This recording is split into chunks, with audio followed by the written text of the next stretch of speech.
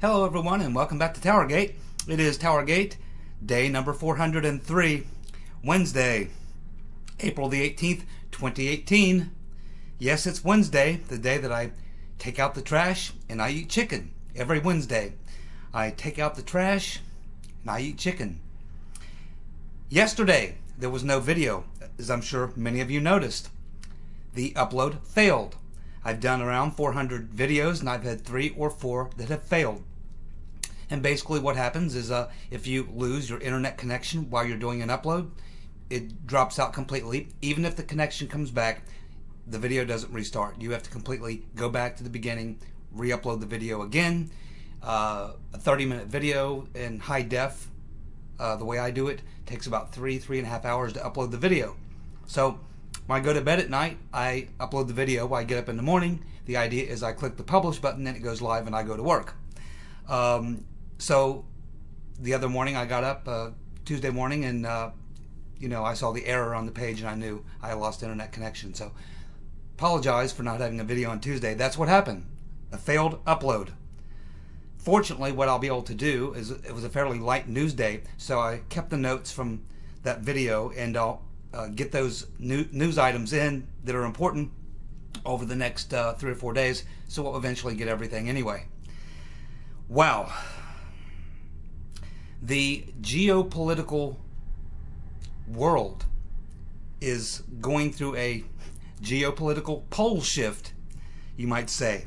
And if it continues to move the way it is moving and in the direction it's moving, then Trump could very likely become the greatest foreign policy leader in the history of the world. I'm going to explain to you why with the following. We learned today that Mike Pompeo, as CIA director, who's now being trying to get nominated to be the Secretary of State, but was currently at the time CIA director. We are learning today that Pompeo met with Kim Jong-un back over Easter weekend. Wow, that's major. That is major. And apparently it was to lay out the groundwork and probably determine the mental state. The fact that they sent the CIA director and not the Secretary of State to feel him out mentally, psychologically, and see what kind of a character that Trump is going to have to sit down with. It's going to be extraordinary. This all in the wake of the Trump tweets this morning where he said, hey, people at the highest levels of our government have talked to people at the highest levels of the North Korean government. We hope to get together sometime, I think he said in the tweet, in early June. This sets up an epic situation here because it sounds like in this upcoming week, North and South Korea are going to make a joint statement that they are going to have a formal peace agreement after 67 years in a state of war with only essentially a stand down, a ceasefire is what they've been operating under for 67 years. They could now actually sign a formal peace agreement ending the Korean War. That's right, folks. Trump could be the president of the United States after 67 years that oversees the end of the Korean War. That is epic. But take a look what's coming down the road. Iran.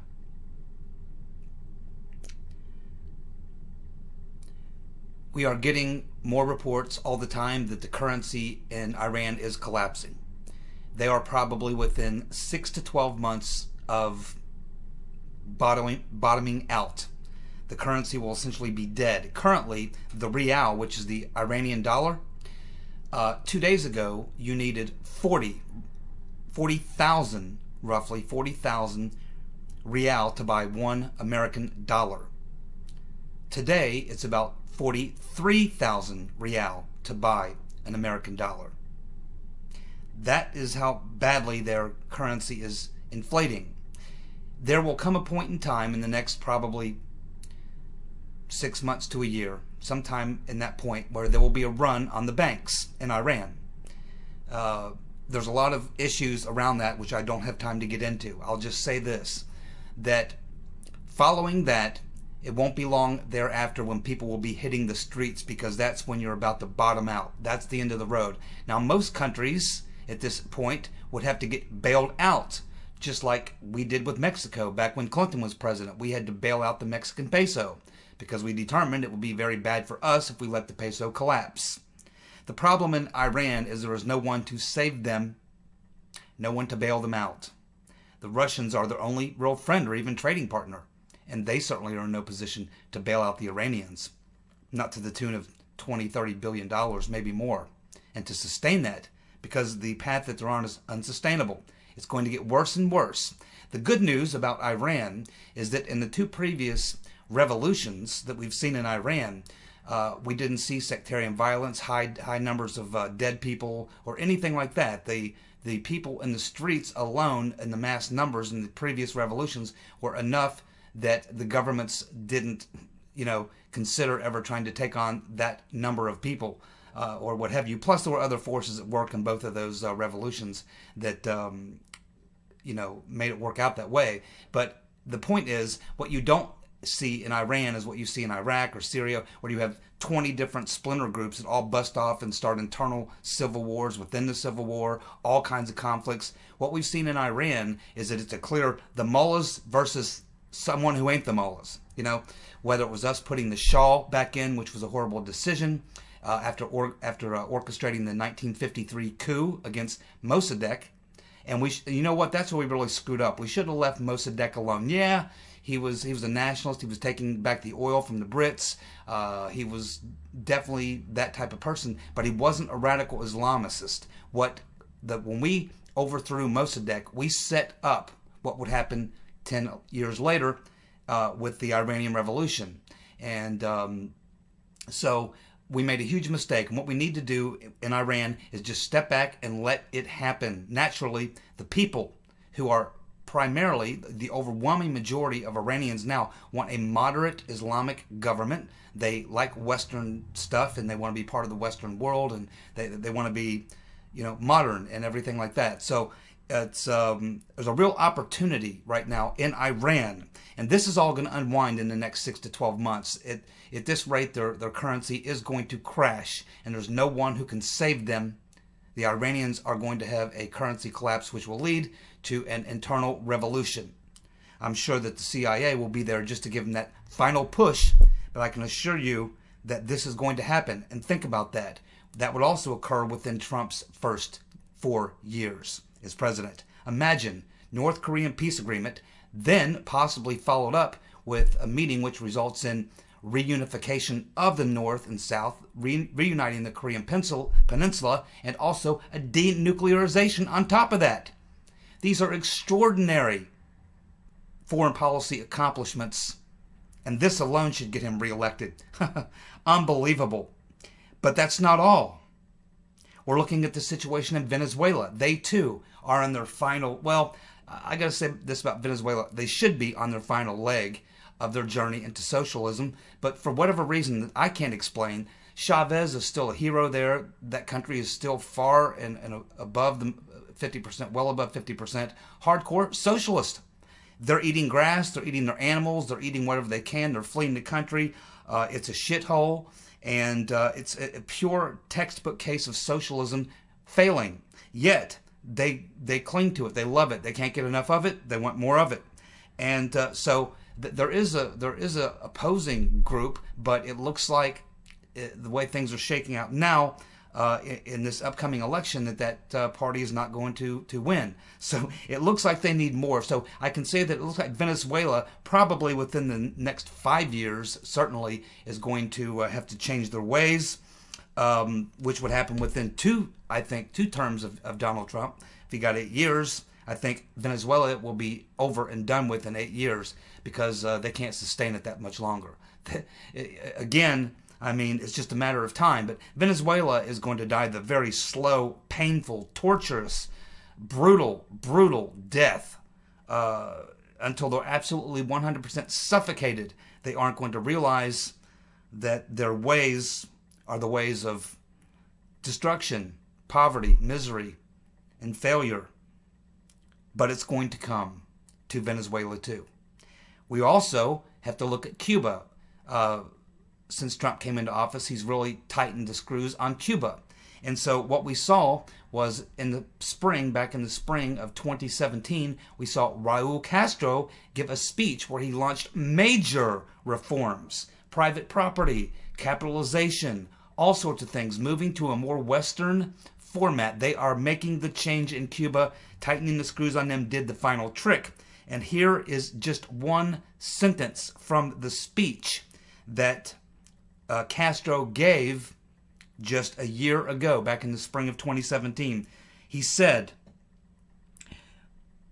we need to move the Cuban people from wholesale independence on the state to a new era of individual responsibility. Oh yeah.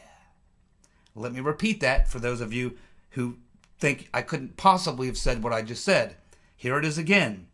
We need to move the Cuban people from wholesale independence on the state to a new era of individual responsibility. So, we could see the most extraordinary geopolitical shift, literally, of the poles, like a pole shift on the geopolitical level. We could see something so biblically epic that we could see North Korea denuclearized, reunified, and joining the rest of the world community, behaving themselves hopefully, along with an end to the Korean War, an actual peace agreement. We could see Iran have a revolution of moderate people who would take back that government from within and get it on a much better track. We could see, and would solve a huge problem too, on top of all that. Venezuela will be a slower, more torturous move, but they will eventually have to go there as well, because they usually go the way of Cuba. And of course, Cuba has announced 1 year ago that they're going to go back to, or to a system more like the West again, a more capitalist free market system where people have to take individual responsibility. No more government handouts. In the next 8 years, Trump could do epic miracles, political, geopolitical miracles on foreign policy in North Korea, Iran, Venezuela, and Cuba. Unbelievable times that we are living in. Now, the most important thing I want to talk about today is our good friend Tracey Beanz and the recent videos that she's made, 2 or 3 now, and I think some stuff on her Twitter. And a lot of people are paying attention to it because I think she's discovered something, stumbled onto something, which deserves much closer inspection. And for those of you who have not seen it, I'll go ahead and go through it with you. Some of you have already seen it. I know a lot of you that subscribe to me, subscribe to Tracey Beanz as well. So I know I'm a subscriber to her channel. So I'm going to go through this and see if we can't get through it in 15 minutes. But it's extraordinary because Tracey Beanz may have figured out what Comey was referring to. Remember a couple days ago I was telling you that Comey dropped this like cryptic statement about, well, there's something that is not known to the public yet, but if it becomes known to the public, it will not be good for Lynch or something to that effect. That something negative, something that would affect her in a negative way was probably going to come out, because even though it's not known to the public, it is in the FBI's information, which is probably being looked at in the IG investigation. So this is what he is talking about. We believe, Tracey Beanz believes it, and here is some dot connecting she did. And what happened was she paid close attention to that first mini release from the IG report that focused specifically on the Andrew McCabe firing. She took something a couple things from that and link that to a few other things. And when you put it all together, it is extraordinary what it tells us. So let's go through this as best I can.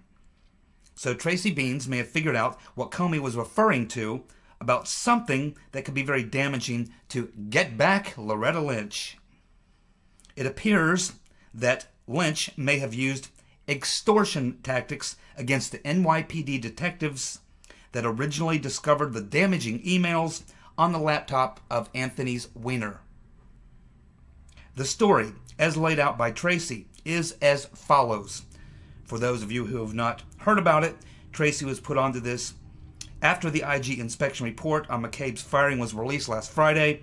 It had to do with the mention of Anthony Weiner's laptop and the search warrant of October 27, 2016 by NYPD detectives. So clearly we have Horowitz looking into this email thing, and somehow he drifts into the Anthony Weiner laptop emails. And he observes that there was a search warrant on October 27th by the NYPD detectives. And we don't know if Horowitz has got all 650,000, but I guess we're going to find that out pretty soon. So the Weiner emails are now believed to be the reason for the Comey letter. The letter sent to Congress, the Comey letter was the letter that Comey sent to Congress, advising them that he was reopening the Clinton email investigation just 11 days before the November 8th, 2016 vote. We know from the Peters Ben Strokinus and Lisa Page texts that McCabe had the emails from Weiner's laptop for over a month at that point. We also know from Lisa Page and Peters Ben Strokinus texts that in September of 2016, Lynch and McCabe sent a team to New York to review the emails, and there were around 650,000 of them. So in September 2016, Lynch and McCabe sent a team to New York to review the emails, around 650,000 of them. We don't know exactly what day of September, but we know it came before the election, obviously, before the vote. They had these 650,000 emails 5 weeks earlier. So Weiner was sentenced to 2 years in prison for sexting minors. The emails that led to Weiner being prosecuted were in a file titled Insurance Policy.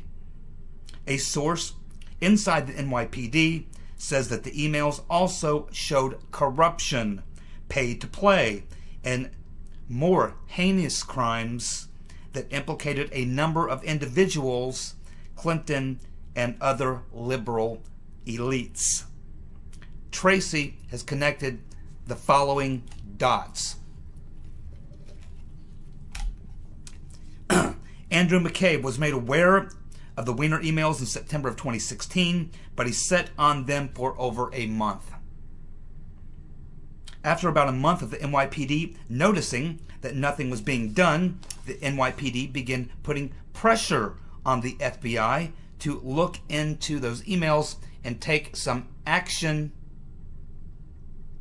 Then, on October the 24th, 2016, Obama's corrupt Attorney General, Get Back Loretta Lynch, inserted a new team into the Eric Garner case.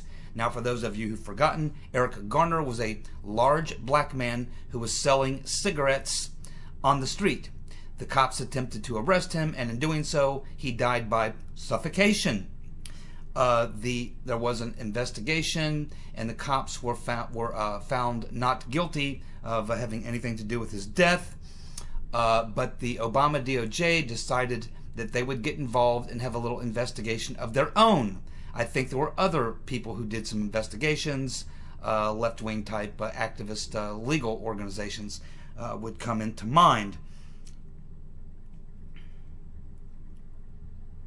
So here we have on October 2016, we have Get Back Loretta Lynch, inserting a new team at the Eric Garner on the Eric Garner case, which we can assume that means that she sent her own people or some other people down to New York FBI field office to assume control and take care of Hillary's business. McCabe told the IG during his interview that during the October 2016 time frame, it was his perception that there was a lot of information that was likely coming out of the FBI's New York field office that was ending up in the news. McCabe told the IG that he had some back and forths with the New York assistant director in charge over the issue of media leaks. That's rich. On October 26, 2016, McCabe and the New York assistant director in charge of the FBI participated in a hastily convened conference call with AG Get Back Loretta Lynch regarding the leaks, and also Lynch focused on the FBI investigation of the death of Eric Garner. McCabe told the IG that he had never heard AG Lynch use more forceful language. The NYPD field office confirmed the phone call and that they got ripped hard by AG Lynch.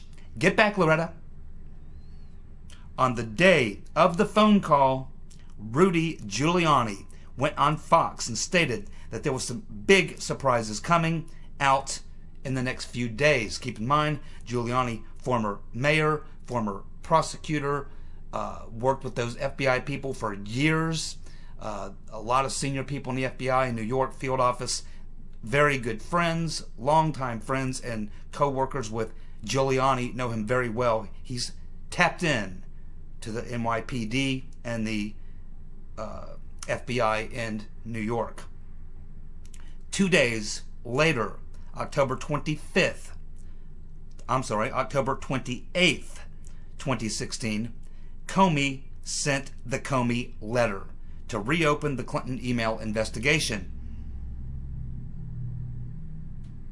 A few days later, on November 4th, 2016, Eric Prince was on the Breitbart radio show, and he said some shocking things about Anthony Weiner's email.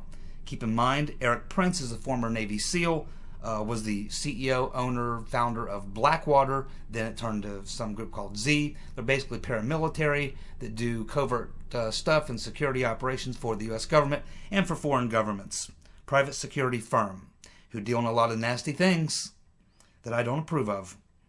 Prince claimed he had insider knowledge of the investigation that could help explain why Comey had to reopen the investigation. Prince claimed that the warrant sought by the NYPD detectives was based on Weiner's texting minors, but once they got the laptop, they discovered much more. They found State Department emails, lots of them, information that could prove money laundering, proof that Hillary herself had been to Epstein's sex island at least 6 freaking times. Prince said that the amount of garbage that they found in the emails and the criminal activity by Hillary and her inner circle, including the Democratic members of Congress, is so disgusting that they gave it to the FBI and said, we're going to go public with this if you do not do the right thing and reopen the investigation. This threat caused Get Back Loretta to threaten the NYPD by telling them that if they persisted, she would have the Justice Department charge people at the NYPD with the death of Eric Garner. This is called extortion or coercion. Prince says that the NYPD has copies of all emails in question. Prince says that the New York Police Department detectives have copies of all the emails in question. Friday's release of the IG report confirms that IG Horowitz and Mr. Huber know that AG Lynch, Get Back Loretta, did discuss the Garner case with the New York FBI field office and McCabe, and did use forceful language. And he's probably figured out as well what was going on here. A little power play. The New York PD detectives discovering this horrible stuff from the rotten reverend, calling the FBI in Washington and saying, hey man, why aren't you guys doing anything with that information we gave you? Because, you know, it shows some pretty bad crimes, don't you think? And that person could be the president. People might want to know what kind of person that they're electing at this point. Don't you think you need to do some work there on that? And, of course, the response in this power play was for Get Back Loretta Lynch, to use a power play coercion maneuver and to plant a team of her own people into the New York FBI field office to cover up the issue, or maybe threaten the New York FBI office with threats that she was going to finger some individuals for the death of Mr. Garner.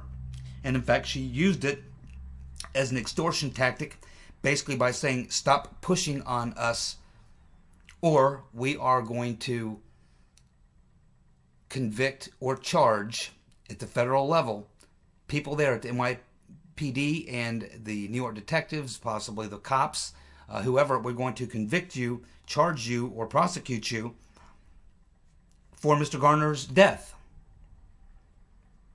And the response to that appears to have been that Comey wrote the Comey letter, telling us that he was reopening the investigation into Hillary Clinton. So if you look at this as a power play, it looks like a compromise. The investigation was reopened. We never heard any more about the feds charging anyone in the NYPD, the cops, or anything in the Garner situation. But we never got the real dirt, the heavy stuff, on the rotten reverend. It was all limited to Anthony's Weiner, who is now in jail, prison, I guess you might say. So, this leaves us with a lot of questions. We can assume that Mr. Horowitz and Mr. Huber, with nearly 500 people and all that time, have maybe reviewed those 650,000 emails, sorted out the ones that are State Department business, sorted those from the other ones that may be dealing with corruption, probably a lot of stuff in there from contacts from the Clinton Foundation, a lot of Huma emails, but because she was doing the Clinton Foundation, setting up the appointments for Hillary for people who wanted to donate to the Clinton Foundation to get access to Hillary. That was probably thousands of emails about that alone. And we know that happened. It's obvious. So that leaves us with some questions. And, based on this release, the recent release of the McCabe, the IG's report on just the McCabe firing, we can see that if that's the general tone of all of his releases dealing with the email investigation, the FISA abuse, and everything else that he's looking at, and Mr. Huber, if that's an example of what we're going to see, then we're going to get a lot of truth. But what we're going to get is Horowitz pointing out the individual things that all happened, but he is not going to create this thread and lay out the entire conspiracy and say this was a wide-ranging conspiracy involving this, and this. No, he's going to lay out each thing as an individual. Here was the FISA abuse. Here was the email problem. Here's how they covered it up. Here was this. Here was that. He's going to compartmentalize everything, put it out there, and he's going to leave it up to Mr. Huber, who may get an expanded team and an expanded role and become the next special counsel, who will then have much greater authority, even larger group of people, probably prosecutors working for him. And at the end of the day, I think that the narrative will be clear. But it won't be Horowitz who will do that. But he's going to give us all the nuts and bolts for us to assemble this machine. The frame-up machine. I have some questions. I know you knew I would. Questions as follows, based on the Tracey Beanz revelation. Is this what Comey was referring to when he said that there's info that is not known to the public that could cause a problem for Get Back Loretta Lynch? Is this what McCabe and Comey are relying on to use as their get-out-of-jail-free card, giving up a bigger fish? Former Attorney General, Get Back Loretta Lynch.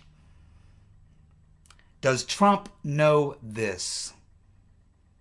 Is this why he is so confident and persistent with his tweets? Has Horowitz and Huber looked at the 650,000 emails, and will this be in the Horowitz report?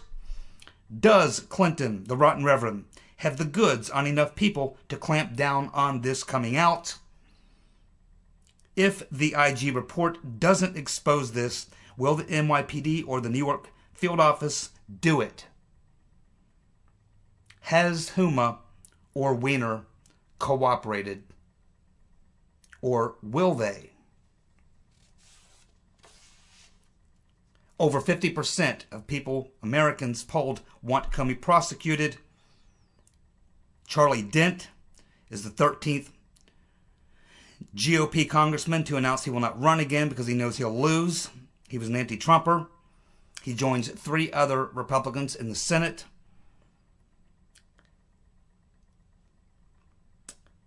Nunes has moved the deadline by 1 day after Rodenstein sent him a letter saying they need more time to give them the Comey memos. And Bernie Sanders promises if the Dems take back the Congress, he will raise your taxes. Thank you for tuning in. I'll be back tomorrow with Thursday's TowerGate. You guys have a good night. Goodbye.